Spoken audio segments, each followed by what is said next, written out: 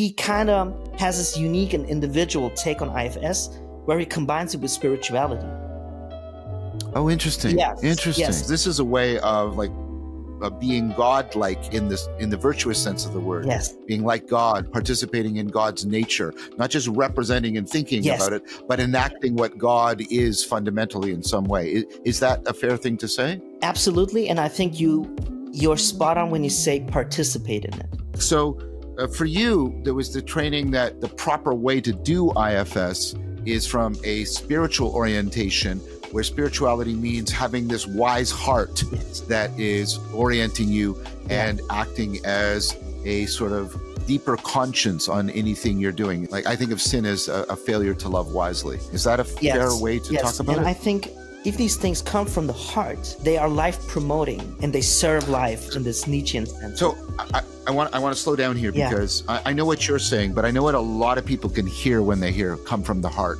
They just mean a deep impulse or something that they really like, right? And you're not saying that. No.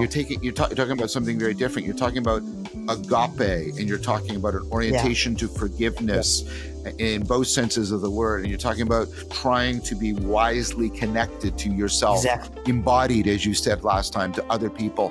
Also listen to the community and be open to correction. I want to make sure that that's what you are talking about. Is that correct? Thank you for clarifying this again. It's implicit, and it makes sense for the audience to clarify it again. That's exactly right. I'm not talking about the heart as this place where affective and emotional impulses come, right? So sometimes they can be part of it, but you talk about it in your work. It's about the caring. It's about caring. Yeah, the caring that's just wrapped up with being a cognitive being. Yes. Right? And that's why I was talking about life, promote life, bring it also into being. That's the place when I'm talking about. And one of the reasons why I like parts work, and before we talk about where it can, promote self-deception, is that it somehow restores our, capacity for potential, John. It's like, say more about that. That's really intriguing. Yeah, so there was a great relief in the fact that it's just a part. Well, I don't want to trivialize it, but what I'm saying is that it's an answer to our vices and deceptions. Actually, if there's a part of me that feels that way or did that way, there is always also the potential and capacity for different kind of things to change and to allow me to transform. It helps us to get out of this stuckness and fixation, especially when it comes to like these adjectival traits, like the big five. When I attribute these traits like, I'm lazy, just framing the language differently and saying, well, a part of me is lazy, part of me is unorganized, creates this potential and I would say hope for different kind of things, for variation. So if I can get the right inner justice or harmony or musicality between my parts, then they all can come to the overall greatest fulfillment. And I can achieve a kind of profound inner peace, which liberates me from external self-deception, because my perception and attention and cognition are not being twisted and thwarted by all this salience, manipulation, and conflict inside.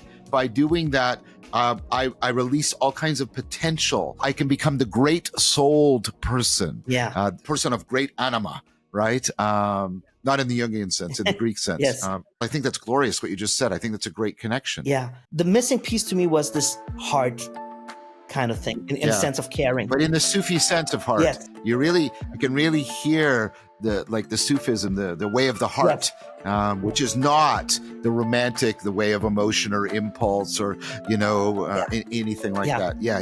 It's the place to me from which the love to our embodiment, to our community, to our culture, to nature, and ultimately to the sacred comes from. They really view the heart as this nexus, right? The bridge between the spirit and the soul, between ruh and nafas, what we call the psyche, the breath. And And we still have that meaning of heart. Even left in English language, we talk about getting to the heart of the matter. Yes.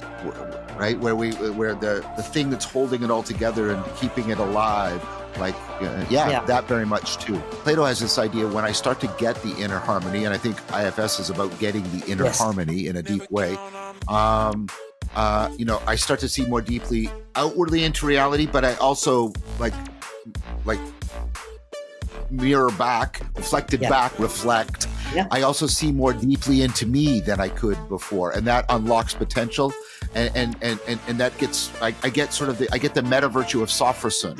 I get this ability to be more and more tempted by what's real and by what's good. Absolutely. I create more inner peace, and that inner peace allows me to get, again, more into contact with reality, with different layers of reality, and that, again, affords my inner work and transformation. Yeah, excellent. And then we have this, not the reciprocal narrowing, but the opening and the anagogy that you talked about. The reciprocal opening. So I think that's really congruent to that. And to me, that's the bridge to your question about spirituality.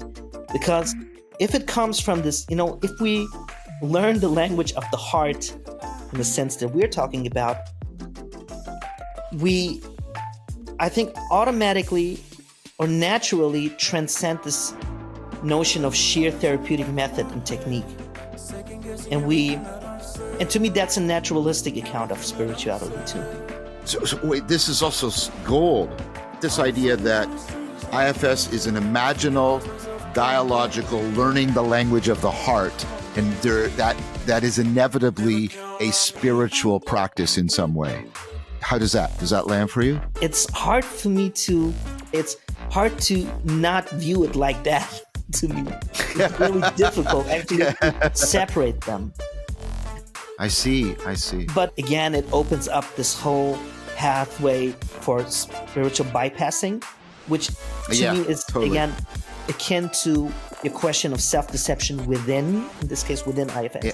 Yep. Right. Yeah. So, I'm concerned about that. So I'm glad you brought that up, because I could see if IFS isn't done on the path of the heart, it could very much be the pathway to spiritual bypassing in a very significant way. I do have a concern about that.